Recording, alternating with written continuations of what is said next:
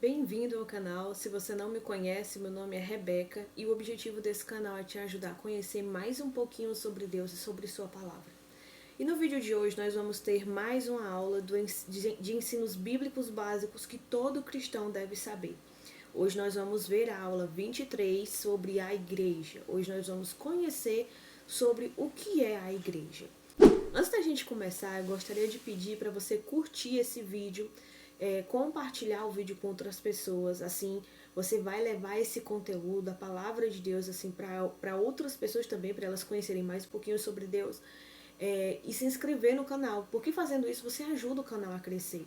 E aí o próprio YouTube vê que talvez o canal seja sim relevante, seja interessante, mais pessoas vão querer ter acesso a esse conteúdo.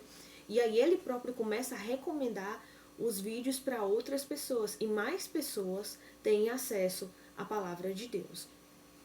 Então, para a gente começar hoje, vamos ver o texto-chave da nossa lição de hoje, que se encontra no capítulo 12 da carta de 1 Coríntios, versículo 13, que diz assim: Pois em um só corpo todos nós fomos batizados num único Espírito, quer judeus, quer gregos, quer servos, quer livres, e a todos nós foi dado de beber de um único Espírito. O nosso texto complementar de hoje fica na carta aos Efésios, capítulo 4, versículo 3 ao 6, que diz assim: Façam todo o esforço para conservar a unidade do Espírito pelo vínculo da paz. Há um só corpo e um só Espírito. Assim como a esperança para a qual vocês foram chamados é uma só. Há um só Senhor, uma só fé, um só batismo, um só Deus e Pai de todos, que é sobre todos, por meio de todos e em todos. E a nossa reflexão de hoje, ela diz assim: não adianta ir aos cultos, participar de todos os eventos, decorar dezenas de textos, conhecer todas as canções, se não souber amar como Cristo ensinou. Será apenas mais um fariseu que pensa que é santo e se julga melhor do que os outros. E a definição de igreja. O que é a igreja? No dicionário, se você for procurar num dicionário normal da língua portuguesa, você procura no dicionário e tem escrito: igreja é a comunidade composta por cristãos que formam um corpo social organizado e instituído por Jesus. Também vai ter lá a definição de igreja, o significado de igreja, que é um prédio onde as pessoas se reúnem para adorar a Deus. Mas, biblicamente, esse significado está errado. A igreja não é o prédio onde as pessoas se reúnem para adorar a Deus. Aquilo é apenas o prédio. E se tiver um CNPJ, é apenas um prédio que pertence a uma instituição, a uma denominação que se diz evangélica. Mas aquilo ali não é a igreja. A igreja é a comunidade, são as pessoas reunidas. Na Bíblia, a palavra para igreja é a palavra eclésia. Eclésia foi a palavra escolhida no Novo Testamento. A palavra é uma palavra grega, o Novo Testamento foi escrito em grego. Ela é a palavra escolhida pelos apóstolos para poderem se referir à igreja. E o que era uma eclésia naquele tempo? Naquele tempo existiam sim comunidades que eram chamadas de eclésia. Aliás, existiam sim reuniões que se chamavam eclésia. Porque o que era uma eclésia? Uma eclésia nada mais é do que uma reunião de pessoas. É uma assembleia de pessoas reunidas em um lugar com o fim de analisar algo para tomar decisões. Conjunto de pessoas reunidas com o mesmo propósito. No século V a.C., a polis de Atenas introduziu uma nova forma de governo. A democracia foi instituída lá no século V. Tratava-se de uma forma de democracia direta, na qual todos os cidadãos livres participavam das decisões públicas e por isso eles se reuniam em uma eclésia. E isso nós podemos ver um exemplo disso lá em Atos capítulo 19, versículo 32, 39 e 41. Quando as pessoas, por exemplo, se reuniam para tipo a associação, tem as comunidades, aí tem a associação daquela comunidade ou tem a associação dos moradores do bairro. Aí os moradores se reúnem, né? Eles têm uma quantidade de dias que eles se reúnem, né? Às vezes uma vez por mês ou uma vez a cada trimestre. tem lá a quantidade lá de dias, né? O dia certo que eles se reúnem. E aí eles se reúnem para tomarem decisões, discutirem sobre o que pode ser feito para ser melhorado aquela comunidade, para ser melhorado aquele bairro, ou aquele grupo que eles têm por algum propósito. Pode ser uma associação, por exemplo, aqui a gente mora no interior. Aí tem a associação das comunidades, tem a associação das mulheres rendeiras, tem a associação dos produtores de caju, né? Eu moro aqui no interior do Ceará e existem alguns lugares que tem a associação dos produtores de caju. Então tem vários tipos de associação. A associação das pessoas que se reúnem em prol de algum objetivo. E isso é uma eclésia. Naquele tempo, quando se usava a palavra eclésia, queria se referir a isso, um grupo de pessoas que se reuniam no determinado local para poder discutir um determinado assunto. Quando Jesus veio para a Terra para instituir a igreja, foi assim que ele chamou ela de igreja. Igreja é eclésia, que significava o quê? Nesse contexto, um grupo de pessoas que se reuniam para aprender sobre a palavra de Deus e para glorificarem a Deus juntos, para se edificarem uns aos outros.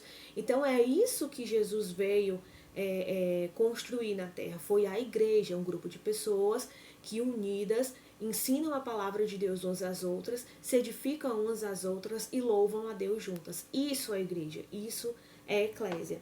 A eclésia era a única instituição da época em que não correspondia a uma construção concreta e que não tinha relação nenhuma com edificações religiosas. A eclésia não tinha relação nenhuma com religiões. A eclésia era apenas uma reunião de pessoas para um determinado propósito, que podia ser qualquer um tipo de propósito, qualquer um tipo aleatório. E aí Jesus usou essa palavra para poder se referir ao seu povo, à sua família. E naquela época a eclésia ela não tinha construções concretas. Eles não construíam prédios, casas, salões para poderem se reunir. Normalmente a eclésia se reunia ao ar livre ou nas casas das pessoas. Todos os cristãos do mundo formam a igreja. Ela não está restrita a uma área geográfica e nem a uma única denominação. A igreja ela não está restrita a uma única denominação. Nós não podemos dizer que a verdadeira igreja é somente a Assembleia de Deus. Nós não podemos dizer que a verdadeira igreja é somente a Deus e Amor. Nós não podemos dizer que a verdadeira igreja é somente, por exemplo, a Universal. Nós não podemos dizer isso. Por quê? Porque igreja ela não está relacionada a denominações. Igreja ela se refere a pessoas. E o que a Bíblia nos diz? A Bíblia nos diz que as pessoas juntas, elas formam a igreja. Por isso que ela não está restrita a uma área geográfica. E a igreja ela abrange as pessoas do mundo inteiro que se entregaram a Jesus e confessaram o seu nome. Na Bíblia, a igreja não está relacionada a um templo ou a um prédio, nem mesmo a denominações religiosas, mas é um grupo de pessoas cheias do Espírito Santo e que pertencem a Cristo. Muitas pessoas podem dizer, mas naquele tempo as pessoas, os cristãos não podiam construir prédios por causa da perseguição, por causa de Roma e tal. Mas não, naquele tempo as religiões podiam sim, cada uma ter o seu prédio, né, que fosse de acordo com as leis, lá o governo de Roma colocava as leis, e esse grupo de pessoas tinha que estar de acordo com as leis, e cada um tinha as suas religiões, cada um fazia o seu prédio para poderem se reunir. Tinha as sinagogas, que eram dos judeus, e tinha também de outros povos, eles também, outras instituições que não religiosas, às vezes instituições públicas, instituições de associação para um assunto aleatório, que não tinha nada a ver com política e nem com religião. Então, se tivesse de acordo com as leis, podiam se construir os seus prédios para que eles pudessem se reunir ali dentro. Só que a religião judaica, ela tinha o seu templo. E por que o templo foi construído? Porque Deus ainda não estava presente no meio do povo. Deus estava dentro do templo. Para que Deus pudesse estar no meio do povo, ele tinha que estar dentro do templo, num lugar que o povo ficasse separado da presença dele. Por quê? Por causa do pecado do povo. O povo é tão pecador, nós ainda somos tão pecadores, que se as pessoas se chegassem na presença de Deus, assim como Moisés fazia, como os sacerdotes faziam, as pessoas morreriam. Até os próprios sacerdotes tinham que fazer todo um sacrifício, todo um ritual para poderem chegar na presença de Deus. E isso era apenas uma vez por ano. Nós vemos lá nos livros nos primeiros livros lá do Velho Testamento, nos livros do Pentateuco, que existiam regras específicas. Os sacerdotes, uma vez por ano, eles faziam vários sacrifícios, faziam todo um ritual, toda uma preparação. Eles se preparavam não somente um dia, mas eles já vinham se preparando alguns dias antes para poderem nesse dia chegar à presença de Deus e o seu pecado não fazer com que Deus o destruísse.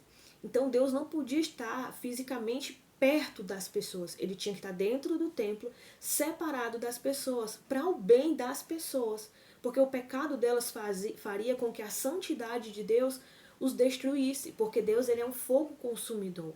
E aí o fogo consumidor, nós podemos, por exemplo, para poder ter uma ideia do que isso significa, trazer a imagem do ouro. Quando os garimpeiros pegam o ouro para poder limpar as impurezas do ouro, eles colocam o ouro no fogo. E aí o ouro derrete e tudo quanto é impureza do ouro sobe para cima e os garimpeiros tiram aquela sujeira e fica ali só o ouro limpo. Só que nós somos totalmente pecadores. E se a presença de Deus chegasse perto dos homens, do jeito que eles estavam naquele tempo, eles seriam totalmente destruídos. Eles não seriam apenas tirados da sua sujeira e ficasse só a parte pura. Eles seriam totalmente destruídos. Mas depois que Jesus vem, que ele morre e ressuscita, então a presença de Deus, ela começa a habitar no meio das pessoas. O Espírito Santo ainda não tinha descido, porque Jesus disse que era necessário que ele subisse para que o Espírito pudesse descer. Se ele não fosse, o Espírito não viria. Então o Espírito Santo ainda não tinha descido para morar dentro das pessoas. Mas a presença de Deus já estava disponível para todas as pessoas.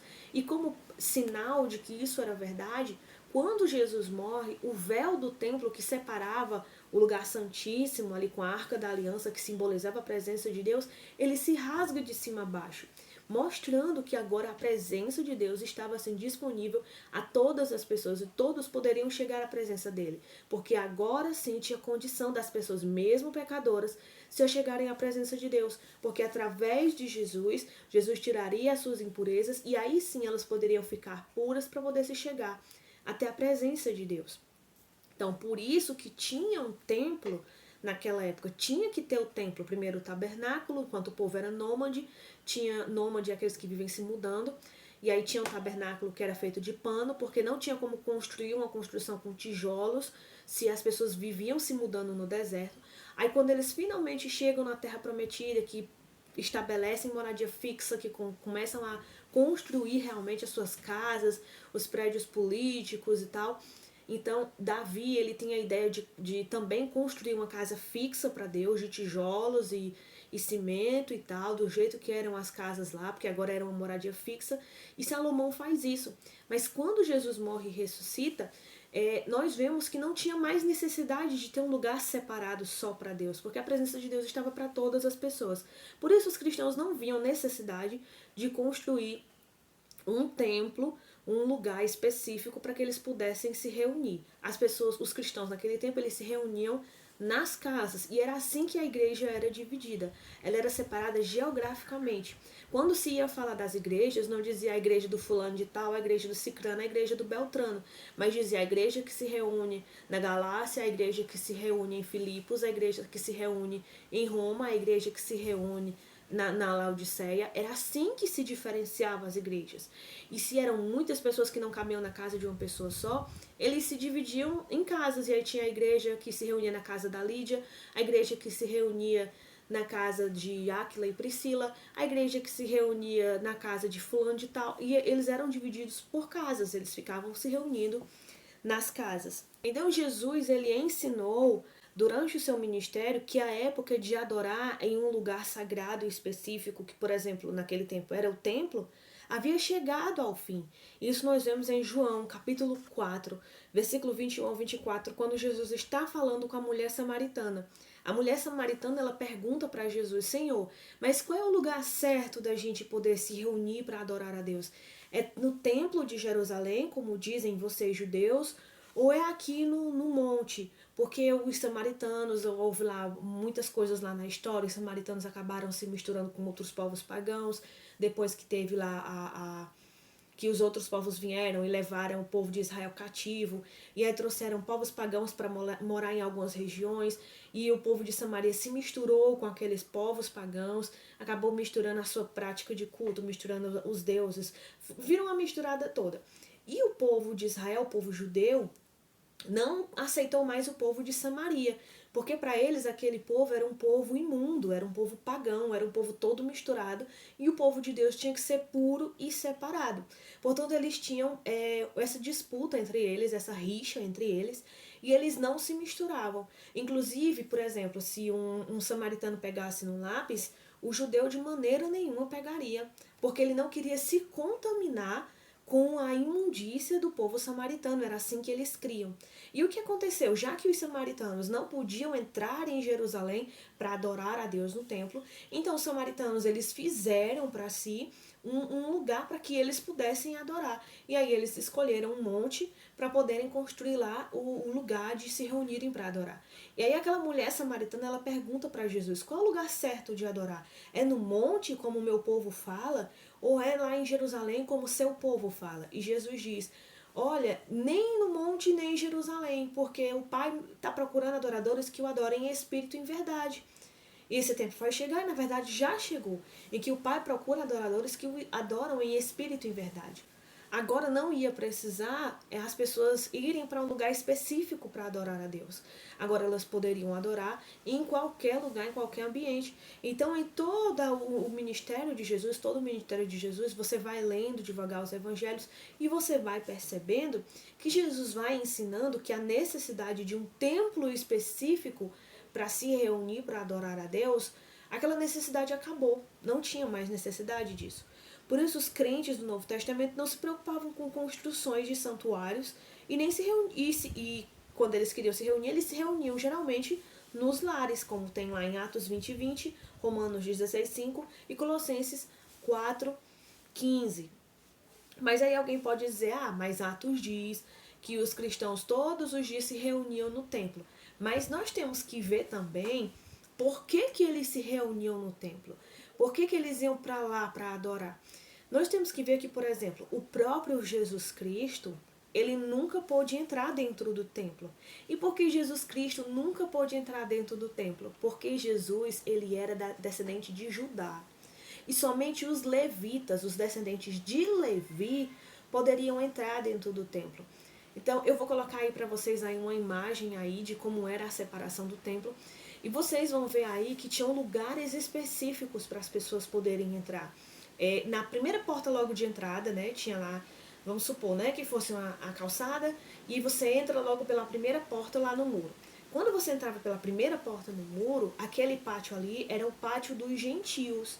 Então os gentios, os povos que não eram de Israel, só podiam entrar até aquele ambiente. Inclusive, a feira, né, que eles faziam para trocar dinheiro, para compra de animais para o sacrifício, que é justamente a feira que Jesus chega e sai derrubando banca, que ele faz lá um chicote, sai batendo lá no chão, expulsando todo mundo, dizendo coisa com todo mundo. Justamente é esse pátio, é o pátio dos gentios, que é onde qualquer pessoa poderia entrar até ali. Desse pátio dos gentios, tinha um outro muro com uma outra porta, e quem poderia entrar nessa porta agora seria só os judeus, homens e mulheres. Qualquer pessoa que não fosse do povo judeu, não fosse descendente de Abraão, não poderia entrar dentro daquela segunda porta, somente os judeus. Naquele pátio que tinha essa segunda porta, tinha um outro muro com a outra porta, uma terceira porta, para que as pessoas pudessem entrar. Nessa terceira porta, somente os homens judeus poderiam entrar. Ali nem as mulheres poderiam entrar. Então nós temos primeiro o pátio dos gentios, que é o mais externo de todos. Aí nós temos um pouquinho mais para dentro o pátio dos judeus, ou chamado pátio das mulheres. E um pouquinho mais para dentro nós temos o pátio dos homens, que ali sim todos os homens judeus poderiam entrar. E aí naquele pátio dos homens tinha lá o altar do sacrifício, tinha a pia do lavatório, mas dentro especificamente do templo, só quem poderia entrar seriam os levitas.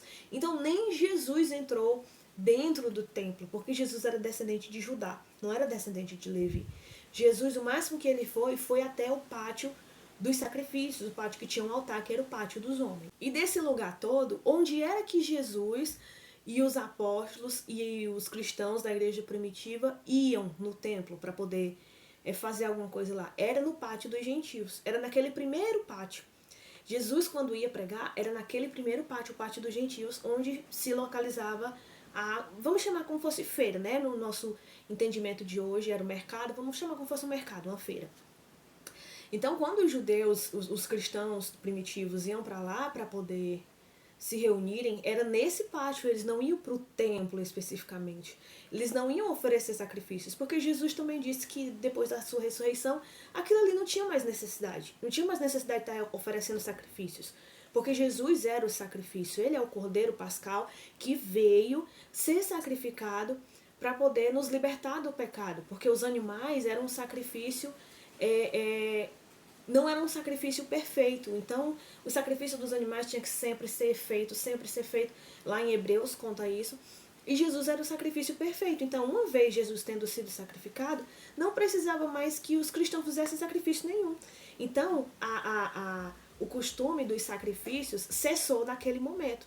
Então, eles não iam lá para dentro para sacrificar, eles não iam lá para dentro fazer nada. Eles ficavam apenas no pátio dos gentios. E o que eles iam fazer dentro daquele pátio? Será que eles iam somente para adorar a Deus? Nós temos que ver que ali eles estavam começando a viver o cristianismo. Jesus tinha acabado de morrer e ressuscitar, tinha acabado de subir para o céu. Então eles estavam aos poucos mudando os costumes, deixando os costumes judeus e voltando e passando para os costumes cristãos, que era o que Jesus tinha ensinado para eles. Então eles estavam numa transição. E alguns ainda iam para o pátio para adorar a Deus, mas aos poucos isso foi se acabando, eles foram deixando de ir. Se você for ler a história naquele tempo, você vai ver que os cristãos foram deixando de frequentar o templo judeu, o templo da religião judaica, porque o cristianismo ele não é uma religião judaica. Existe o judaísmo, que é a religião dos judeus, e o cristianismo, que é a religião de Jesus Cristo, é a religião que Jesus Cristo fundou. Inclusive, muitos diziam que o cristianismo era uma seita, porque achavam que era uma forma de judaísmo diferente. Até que eles viram que não, o cristianismo não era uma seita, era uma nova religião, porque era muito diferente do judaísmo. Então, com o tempo, os cristãos pararam de frequentar o templo judeu, porque eles viram que aquilo ali eram antigos costumes, eram costumes da velha aliança, e eles não tinham mais que participar daqueles costumes.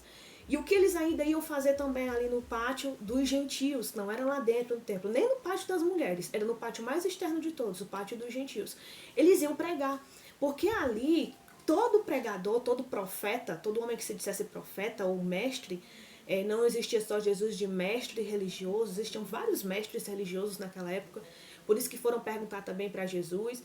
Várias pessoas se denominavam mestres e cada uma delas tinha os seus discípulos. E eles iam para o pátio dos gentios para pregar lá, para poder alcançar mais pessoas com a sua mensagem. Aliás, lá tinha todo tipo de gente, tinha judeu e tinha gentil de todo tipo e de todos os lugares, e eles iam para lá para poder alcançar o máximo número de pessoas o possível e trazerem mais pessoas para a sua religião.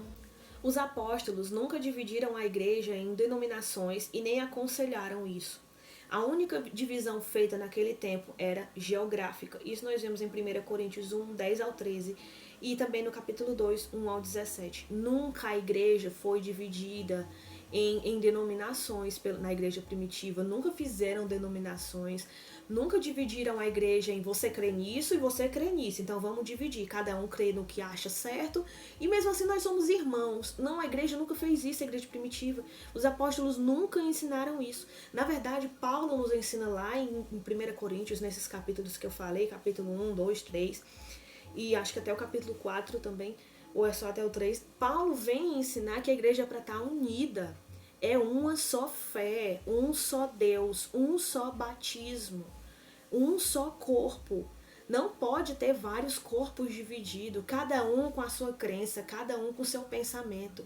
Não existe essa história de, eu penso isso, eu interpretei a minha Bíblia assim, e você tem a sua interpretação, cada qual com a sua interpretação, então vamos cada qual pro seu lugar, tá todo mundo certo, e bem, vida que segue, somos irmãos. Não existe isso, porque 1 Pedro vem nos dizer que a Bíblia não é de particular interpretação, a Bíblia só tem uma interpretação, e a interpretação que Deus quis passar. para as pessoas. Se eu escrever uma carta, aquela carta ali, ela só tem o significado que eu quero que esteja. A interpretação que eu quero que esteja. Fulano não pode chegar e dizer, não, mulher, eu entendo a tua carta assim. Eu entendo assim. E Cicrano não pode chegar, não, eu já entendo assim, diferente. E eu vou dizer, vocês podem entender do jeito que vocês quiserem, mas não é a interpretação que eu trouxe pra minha carta, não. Porque quem escreveu foi eu, e eu é que sei o que eu quis dizer nessa carta. E se vocês quiserem ter o real entendimento do que diz nessa carta, vocês têm que perguntar pra mim. Vocês não têm que tomar o que vocês... por base aquilo que vocês acham da minha carta, não. É o que eu disse da minha carta. E o que tá certo é só o que eu disse. O que você disse não tá certo. Porque não é de acordo com a minha interpretação. E isso é o que o Espírito Santo nos ensina. Isso é o que Deus nos ensina em sua palavra. Pedro nos ensina isso. A Bíblia é de particular interpretação, porque ela não foi escrita com várias interpretações diferentes. E apesar dela ter sido escrita por diversos homens diferentes, de diversos lugares e épocas diferentes, foi o mesmo Espírito Santo que inspirou esse povo. Então só tem uma interpretação só. E se a gente quer saber o que ela diz realmente, nós temos que perguntar ao Espírito Santo. E nunca que o Espírito Santo vai se distorcer. Nunca que ele vai distorcer aquilo que ele mesmo mandou escrever. Nunca que ele vai chegar para o Cicrano e dizer, olha, aqui eu escrevi com esse significado. E aí ele vai chegar para o Beltrano e vai dizer, olha, não, aqui eu escrevi com esse significado. E aí ele vai lá pro outro e vai dizer, não, foi com esse significado.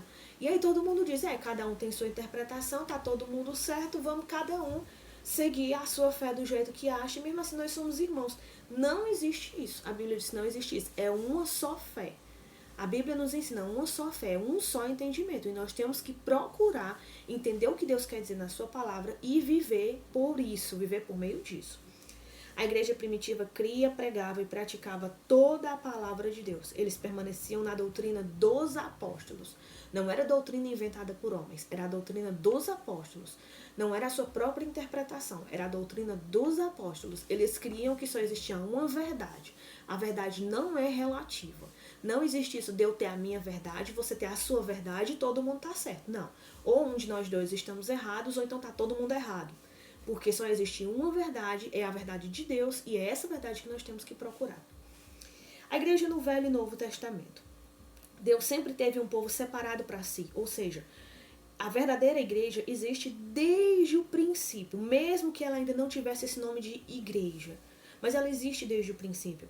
No Velho Testamento, ela estava concentrada na nação de Israel, salvo raras exceções. Nesse período, ela cumpria uma série de rituais, ordenanças e símbolos que estavam falando sobre o que Jesus iria fazer. Esses rituais, ordenanças e símbolos, eles apontavam para Jesus. Depois que Jesus veio, nós não precisamos mais desses rituais, ordenanças e símbolos. Porque se eu tenho agora a imagem perfeita na minha frente, por que é que eu ainda vou estar procurando seguir a sombra? Porque a Bíblia nos diz que os rituais, ordenanças e símbolos do Velho Testamento eram sombras que apontavam para Jesus. Então hoje nós temos Jesus. Qual é a necessidade de eu estar seguindo as sombras, se hoje eu tenho Jesus? A Bíblia diz que aquilo eram sombras e ficou no passado. E agora eu tenho Jesus, eu vou seguir Jesus, eu não preciso mais das sombras se eu estou vendo ele perfeitamente. No Novo Testamento, esses rituais, ordenanças e símbolos foram substituídos pela obra perfeita de Cristo. No Velho Testamento, eles criam no Messias que viria. No Novo Testamento, nós cremos no Messias que veio. O Israel de Deus, o verdadeiro Israel de Deus, sempre foi a igreja. Mesmo nos tempos de apostasia, o verdadeiro Israel, como igreja, sempre foi preservado. Nós vemos isso em Romanos 9, versículo 4 ao 19 e capítulo 11, versículo 1 ao 5. Mesmo que os descendentes de Abraão fossem Israel, que era o chamado povo de Deus, ainda assim, nem todos os descendentes de Abraão eram povo de Deus. Paulo diz, olha, eu bem queria que o meu povo, do meu sangue, os descendentes de Abraão, assim como eu sou, eu queria que todos eles fossem salvos. Eu queria isso aí. Mas eu sei que não serão todos eles. Por quê? Porque o Israel de Deus não é aquele que é pela carne. O Israel de Deus é aquele que é pela fé. Paulo nos ensina isso em Romanos. O Israel de Deus é aquele que é pela fé. Nem todos são filhos de Abraão, mas aqueles que creem em Cristo pela fé é que são filhos de Abraão. Então, até naquele povo de Israel, até no meio dele tinha o Israel verdadeiro de Deus. Não era todo o Israel que era o Israel verdadeiro de Deus. Até dentro daquele povo tinham as pessoas que eram o Israel verdadeiro de Deus. Em Atos 2, a igreja foi oficializada e internacionalizada, porque ainda era só o povo de Israel. Depois que o Espírito Santo veio em Atos 2, aí sim, todos os gentios passaram a fazer parte do povo de Deus, do povo de Israel, do Israel espiritual, o Israel de Deus. Todos os gentios que confessassem a Jesus Cristo, crescem no seu nome e se entregassem aos seus ensinamentos. As responsabilidades da igreja. É responsabilidade da igreja dar continuidade ao trabalho de Cristo na terra, propagando o reino de Deus. Ela cumpre esse papel das seguintes formas. Como que a igreja dá continuidade ao trabalho de Cristo na terra, propagando o reino de Deus? Vamos ver. Tá tocando assim um som na casa dos vizinhos. Aí se vocês estiverem escutando aí, vocês ignorem um pouquinho o som. Que eu também não posso mandar na vida do vizinho, né? Cada qual com a sua vida. Então vamos lá, qual é a responsabilidade da igreja? Uma das responsabilidades da igreja, que é dar continuidade ao trabalho de Cristo na terra, é adorando a Deus. Uma forma de fazer isso é adorando a Deus, que tem lá em Lucas capítulo 10, versículo 27. Adorar é celebrar a Deus e honrá-lo com o nosso estilo de vida. Essa é a razão pela qual existimos. Por que nós existimos? Para adorar a Deus. E quando é que nós adoramos a Deus? 24 horas do nosso dia. Nós não adoramos a Deus somente no culto. Nós devemos adorar a Deus 24 horas do nosso dia. O culto não se resume àquelas 2 horas dentro do templo. O culto é a sua forma de viver, o jeito que você vive. Esse é o culto racional. Ela não se resume às músicas, mas abrange ler a Bíblia, orar, contribuir, o modo de vida, etc. Algumas pessoas acham que adorar a Deus é só cantar, mas não é só isso que é adorar a Deus. A Bíblia nos diz que tudo que você faz deve ser para adorar a Deus. Toda atitude só é uma forma de adorar. Então você deve fazer com que suas atitudes, que são a forma de adorar, sejam para adorar a Deus e não a você mesmo ou a terceiros. Uma outra forma de dar continuidade ao trabalho de Cristo na terra é através do serviço. Nós vimos aqui uma aula falando só sobre o serviço. Nós vamos poder ver isso em Mateus 22, 39. Mostra lá um pouquinho sobre isso. Amar uns aos outros é um mandamento divino e nós fazemos isso cuidando e servindo uns aos outros. Jesus diz que todos os mandamentos se resumem em 2. Amar o Senhor teu Deus acima de todas as coisas, de todo o teu coração, de toda a tua alma, de todo o teu entendimento, e amar o seu próximo como a você mesmo. E aí, em outra passagem, Jesus ainda nos ensina ainda de forma mais profunda, amar o seu próximo como eu vos amei. Ou seja, não é simplesmente amar você como eu me amo, mas é amar você como Jesus me amou. E isso se torna muito mais sério, muito mais profundo. Amar você como Jesus me amou, não é simplesmente como eu me amo, porque às vezes eu nem me amo do jeito certo, mas é amar você como Jesus me amou. Então eu tenho que me basear pelo amor de Jesus. E Jesus me amou como? Se entregando por mim. Jesus me amou sendo servo. E é assim que eu tenho que amar você. Eu tenho que servir a você e você serve a mim. Na igreja, uns servem aos outros. Os dons são ferramentas dadas por Deus a nós para que possamos servir o nosso propósito, servir no nosso propósito em prol da edificação da igreja. O que são os dons? Os dons são ferramentas que Deus dá aos cristãos para que eles possam servir uns aos outros e assim a igreja possa crescer, ser edificada e possa até o ponto de ser madura, semelhante ao nosso irmão mais velho, que é Jesus, semelhante ao cabeça do corpo. Isso está lá em 1 Coríntios 12 e em Efésios 4, versículo 11 ao 6. Uma outra forma também é a evangelização. Isso nós vemos lá em Mateus 28, 19. Quando Jesus dá a ordem, vão pelo mundo inteiro, preguem para todo mundo, ensinem eles a obedecerem os meus mandamentos. Evangelizar é uma forma de dar continuidade ao trabalho de Cristo. É o ato de levar o evangelho àqueles que ainda não o conhecem. O evangelho precisa ser pregado para que as pessoas que o ouvirem possam ser salvos. Isso está lá em Romanos 10, versículo 13 e 17. Por que eu preciso pregar o evangelho? Porque as pessoas que serão salvas, elas só serão salvas se elas primeiro ouvirem o evangelho. A Bíblia diz que Deus escolheu salvar as pessoas através da loucura da pregação do evangelho. Porque para o mundo o evangelho parece uma loucura.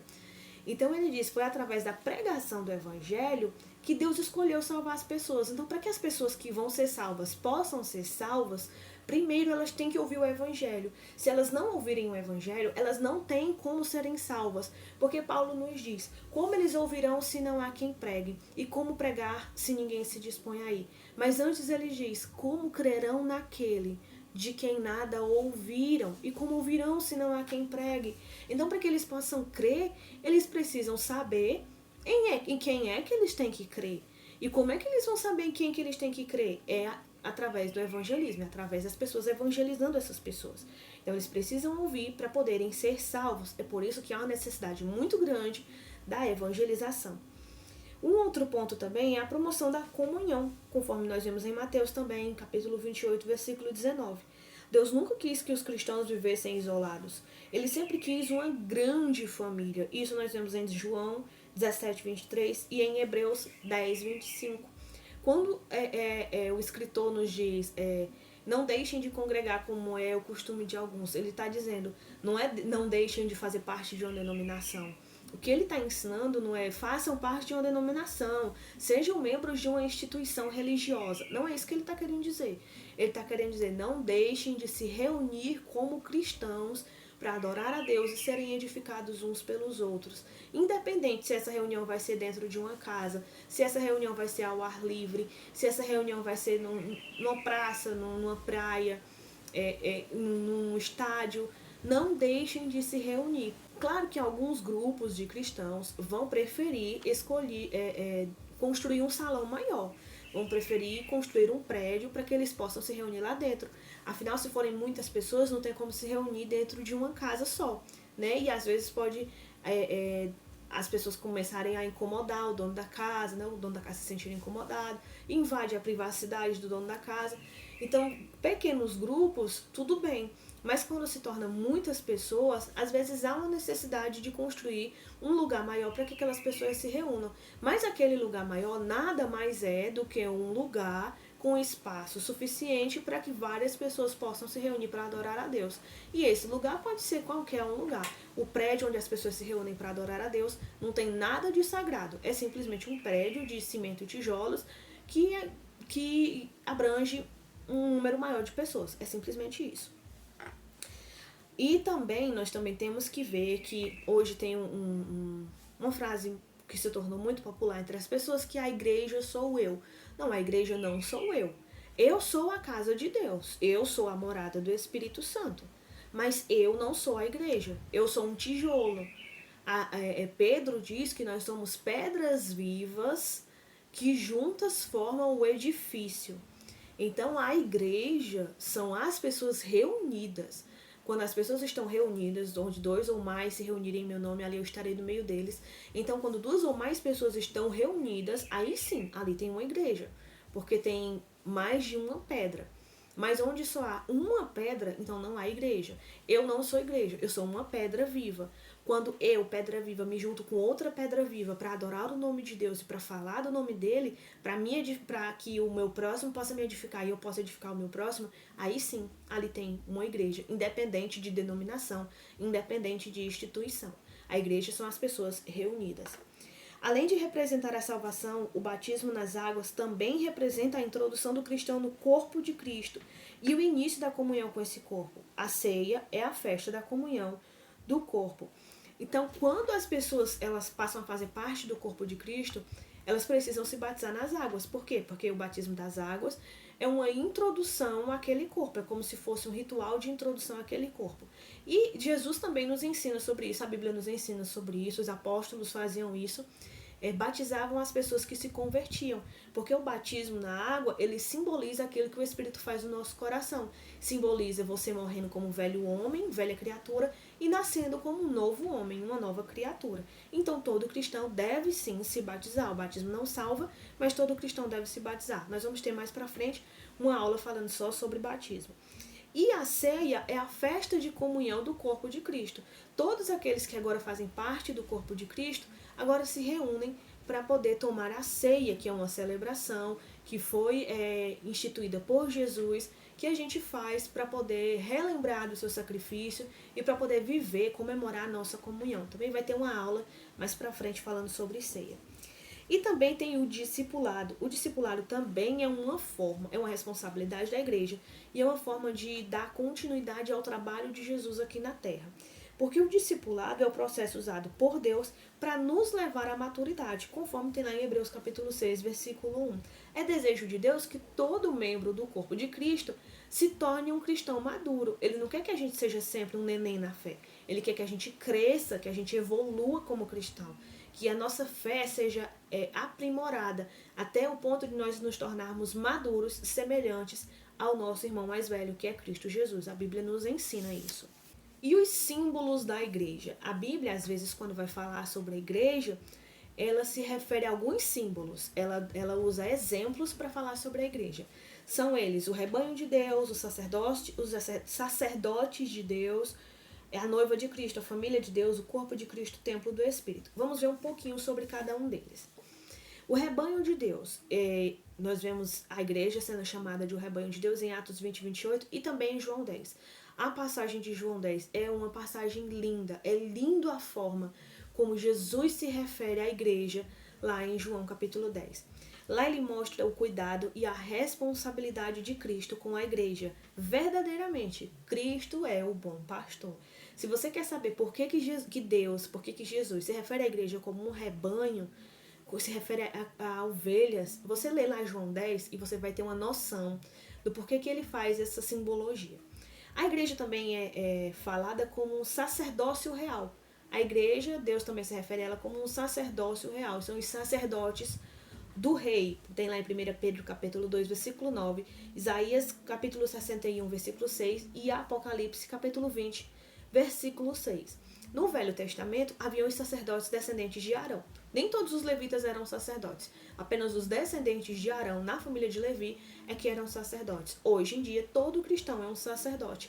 E de quem nós somos sacerdotes? Do Rei Jesus. Portanto, nós somos o sacerdócio real e ele é o nosso sumo sacerdote. O nosso sacerdote e o nosso rei ao mesmo tempo.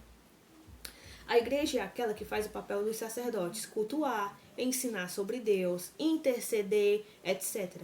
Então, a função que os sacerdotes tinham no Velho Testamento, hoje todos os cristãos têm no Novo Testamento, só que não com aqueles rituais, aquelas ordenanças e tudo, mas da forma como Jesus ensinou. A igreja também é referida como noiva de Cristo. Isso nós vemos em 2 Coríntios 11, versículo 2, Efésios 5, 25 e Apocalipse 22, 17. Por que Deus chama a igreja de noiva de Cristo? Isso simboliza a relação de amor, união e comunhão entre Cristo e a igreja. Você quer saber como é a relação de amor e união entre Cristo e a igreja? Pense como se fosse um casamento. A noiva é a igreja e Cristo é o noivo. Então, essa relação de amor, união, cumplicidade, intimidade que o casal tem, é essa relação que Cristo tem com a igreja. Tamanho amor que os dois sentem um pelo outro. A igreja também é tida como família de Deus. Também ela, quando vão falar de igreja, falam de família de Deus. Nós vemos isso em Gálatas 3, 26 e 27. E por que a igreja é uma família de Deus? Porque nós fomos adotados por Deus. Em João 1, 12 e 2 Coríntios 6, 18. O único filho dele era Jesus. E aí Deus nos adotou, nos tornando filho dele também. Porque nós devemos obediência a Deus como um pai. Isso nós vemos em Mateus 12, versículo 50. Porque nós temos uma herança no céu, agora nós também podemos fazer parte dos herdeiros, nós também somos herdeiros. Antes nós não tínhamos direito à herança, agora nós temos, porque nós somos adotados. Logo nós temos direito à herança do pai. Lá tem Romanos 8, versículo 17.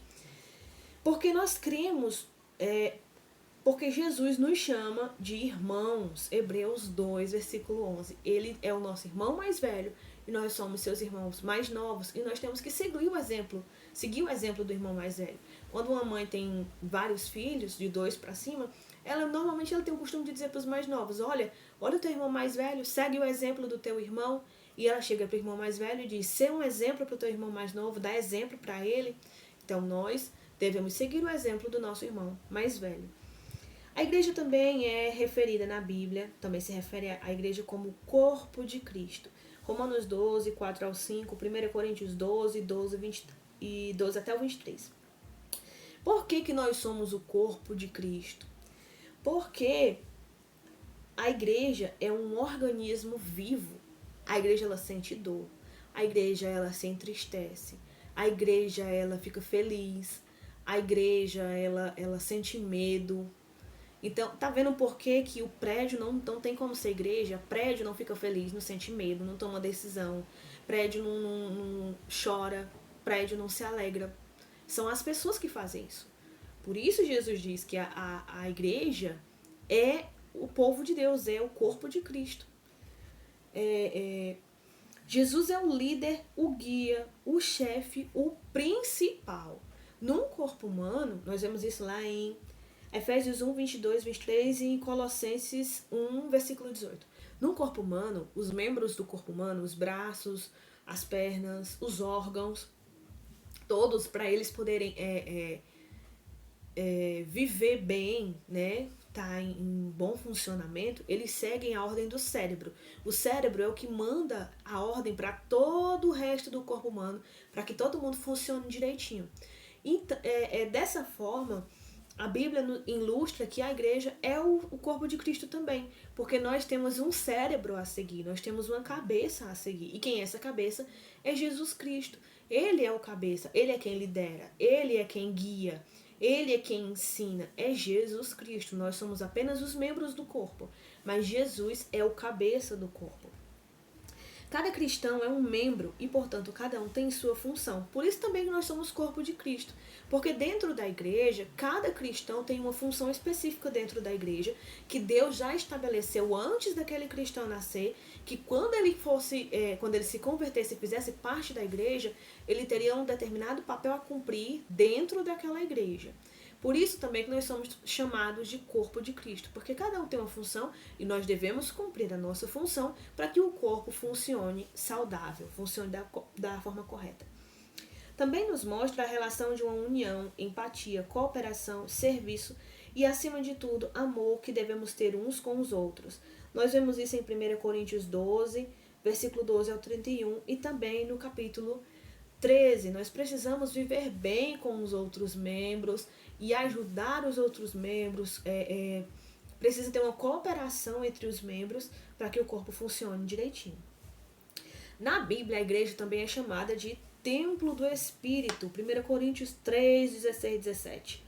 Deus não habita em templos feitos por mãos humanas, mas por mais belos que eles sejam. Por isso que o templo onde você se reúne com os outros irmãos para adorar a Deus não é a casa de Deus. É um erro dizer que nós vamos à casa de Deus, que nós estamos na casa de Deus, que aquele lugar é a casa de Deus. É um erro dizer isso. Por quê? Porque a casa de Deus somos nós. E isso está lá em Atos 17 e 24. Deus não habita em templos feitos por mãos humanas. Deus habita nas pessoas que são salvas. Os cristãos sozinhos não são igreja, só quando estão reunidos, mesmo que cada um seja a casa de Deus. Isso a gente viu nesse instante. Cada um é uma pedra viva. Isso tem lá em 1 Pedro, capítulo 2, versículo 5. Você pode dar uma olhada lá. E o lugar onde Deus se localiza para ser adorado, encontrado e louvado é dentro de nós. Deus não está mais no templo. Você não precisa ir ao templo para adorar a Deus, porque você pode adorar a Deus em todos os momentos da sua vida, em qualquer lugar que ele estiver, porque o templo de Deus, o santuário onde ele habita, onde ele se encontra para ser adorado e exaltado, é o coração do salvo. E isso, claro, não tira a necessidade de você se reunir com os irmãos para adorar a Deus em união, em comunhão, mas você não é obrigado. Você está em um templo de uma denominação para poder adorar a Deus. Você pode adorar a Deus em qualquer lugar onde você estiver. Você pode se reunir com os seus irmãos para adorar em qualquer lugar onde você puder se reunir. Conclusão. A igreja existe porque Deus nos ama e quer reconciliar o mundo consigo mesmo. Desde o início, Deus sempre quis uma grande família. Deus sempre quis pessoas que fossem a sua família, que fossem seus filhos. Deus sempre quis estar ali unido com o ser humano. Ele fez o ser humano de uma forma tão especial, de um jeito tão carinhoso, foi diferente do restante da criação. Quando você lê a criação em Gênesis, você vê que Deus criou o ser humano de uma forma diferente do restante das coisas da criação. Porque Deus sempre quis habitar com aquele ser humano. E quando o homem pecou, que se afastou da presença de Deus, aquilo doeu no coração de Deus. Aquilo doeu muito no coração de Deus, porque Deus não queria isso para o ser humano. Então, qual foi o plano dele? Foi um dia reconciliar de novo o ser humano e o mundo com ele mesmo. Isso só poderia ser feito através de Jesus. Para fazer parte da igreja é necessário se arrepender dos seus pecados e se entregar a Jesus. Só assim a pessoa recebe o perdão de Deus e a salvação. E só assim ela se torna parte da família de Cristo. Muitas pessoas dizem assim, mas eu já tenho Jesus, eu tenho Jesus desde que eu nasci. Não. Você não tem Jesus desde que você nasceu. Porque a Bíblia diz que não é pela vontade do corpo e nem é pela carne que você se torna um filho de Deus. Você não se torna filho de Deus simplesmente porque você nasceu de uma família que tem Deus. Não, você não pode se tornar filho de Deus assim. Você não pode se tornar filho de Deus simplesmente porque você é um descendente sanguíneo dos judeus. Não, isso também não te faz um filho de Deus. O que te faz ser um filho de Deus é crer e confessar o seu nome. Isso tem lá em João, isso tem em Romanos, isso tem na Bíblia inteira. Você precisa confessar o nome de Jesus Cristo, se arrepender dos seus pecados, confessar os seus pecados, pedir perdão a Deus e aí se entregar a Ele e viver agora de acordo com os ensinamentos de Jesus Cristo. Aí sim você é um filho de Deus. Fazer parte de uma igreja local implica em ter compromisso com todos os outros membros. Se você faz parte de uma igreja local, saiba que você é um membro dessa igreja. E como membro dessa igreja, você é considerado membro de um corpo. Como membro de um corpo, você tem a responsabilidade de atuar junto com os outros membros desse corpo. Como membro desse corpo, você tem uma função específica dentro desse corpo. Cabe a você orar a Deus e perguntar a Ele qual é a sua função no corpo, para que assim você possa exercer a sua função com eficiência. E você deve sim procurar isso. Não existe isso de uma pessoa estar na igreja local, participar de um corpo local e não fazer nada. E lá só participou do culto e veio-se embora. Não existe isso. Cada membro tem a sua função. Você tem a responsabilidade de procurar saber qual é a sua função e de exercer a sua função como corpo de Cristo. A existência de tantas denominações só mostra que o verdadeiro significado de igreja parece ter sido ignorado por muitos cristãos. Várias denominações. A maioria existe por causa de confusão. Um que brigou com o outro e aí se dividiu. E o que Paulo nos diz... Quando vocês estão divididos, vocês pensam que estão sendo espirituais? Vocês pensam que estão sendo maduros? Não. Quando vocês se dividem, vocês estão sendo carnais, mundanos e meninos. E não é da vontade de Deus que o corpo dele esteja dividido. A falta da correta compreensão deste assunto é uma das grandes causas dos erros religiosos em que muitos caem. É por não conhecer o que é a igreja, o que ela significa, qual é a importância da igreja, que muita gente cai no erro.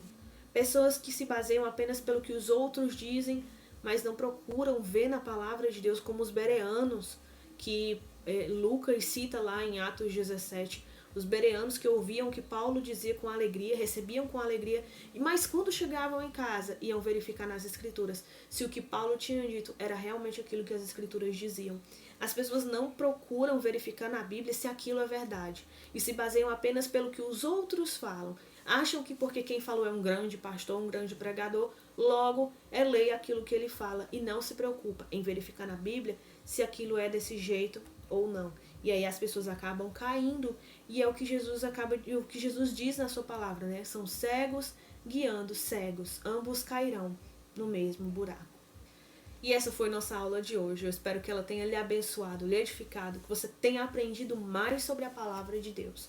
Se você chegou até aqui no nosso vídeo, eu quero lhe agradecer primeiramente, porque é difícil uma pessoa que tem paciência hoje para estar assistindo um vídeo grande e assistir até o final. As pessoas só querem coisas rápidas. Então, se você chegou aqui, primeiramente eu quero lhe agradecer, porque, como dizia o Marcelo Rezende, dá trabalho para fazer. E a gente fica muito feliz de, depois de tanto trabalho, ver que tem gente que está procurando conhecer a Deus, né? Que está procurando conhecer mais sobre aquele a quem ele diz que adora. Então eu espero que esse vídeo tenha lhe abençoado, tenha lhe edificado. Se ele lhe abençoou, peço para você curtir o vídeo, se inscrever, compartilhar esse vídeo com outras pessoas, porque assim você ajuda o nosso canal a crescer e o próprio YouTube começa a recomendar o vídeo para outras pessoas e assim mais pessoas têm acesso sobre mais um pouquinho do conhecimento sobre Deus, mais um pouquinho do conhecimento sobre a palavra de Deus. E aí se torna mais difícil delas saírem dos enganos. E se tiverem nos enganos, elas vão conseguir sair de dentro desses enganos. Como diz a Bíblia, sai dela, povo meu. Sai de dentro da igreja que está cheia de ensinos pervertidos que não são de acordo com o que a palavra de Deus ensina. Então esse foi o nosso vídeo de hoje e até a próxima.